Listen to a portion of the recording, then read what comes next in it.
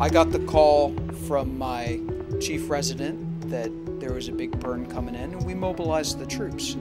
He was grievously injured, and at one point he was the sickest guy in the hospital. The initial goal is to stabilize him, and that's done in the first few hours in the emergency room, and then once he gets up here, as soon as he gets here, we start his fluid resuscitation, which he requires because with these kinds of injuries you lose a lot of fluid. And if things look stable, at that point I'll go touch base with the family and kind of give them the initial things are grave. That prognosis just depends on how he does in the first 24 hours. I remember asking if he was going to make it, and they said they just really didn't know. We have incredible nursing staff that watch him every hour for that first 24 hours. Our big focus as the burn team was obviously his burn wounds, so we made sure that those were addressed while working with the trauma team to make sure that all of his critical care needs were addressed. He fell out of the sky and crushed his pelvis and his face, in addition to this 40–50% burn. Just seeing him laying there, very swollen. It didn't even look like Tony at the time.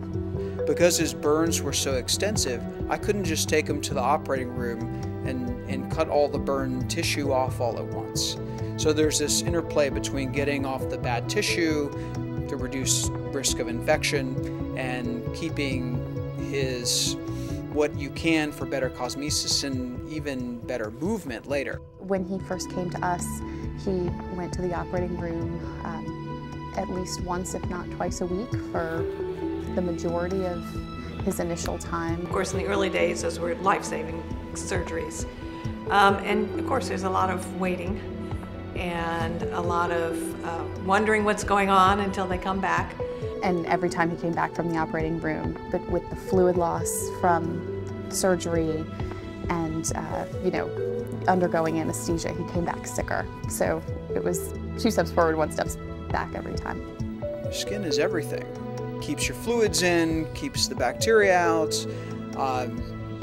cosmetic, obviously, it's very important.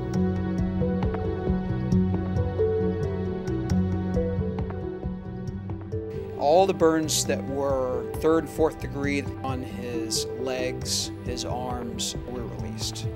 His face was very deep, but those don't require early treatment. He suffered necrosis of several fingers on his right hand, so we had to amputate 2 fingers. Which are tough to explain to a family that, this digit is dead. We need to get rid of it. There's no saving it. The staff actually feel like family to us now, but we had never experienced the burns before, and the first thing I remember was having to gown up, going into the room, and they said, "You're doing the right thing," because I just started talking to him. Even though he couldn't respond, I was hoping he could hear me. I remember trying to find a piece of skin, something of Tony to touch. Yeah. And, I found something right over his heart, of course, and, just kept my hand there. They were great throughout the whole process, and they did a lot to support him.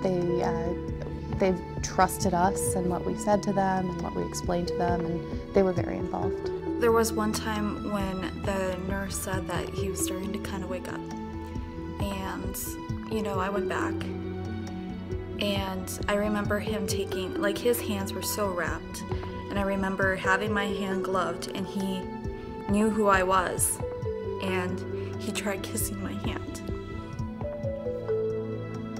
That's when I knew that he was gonna be okay.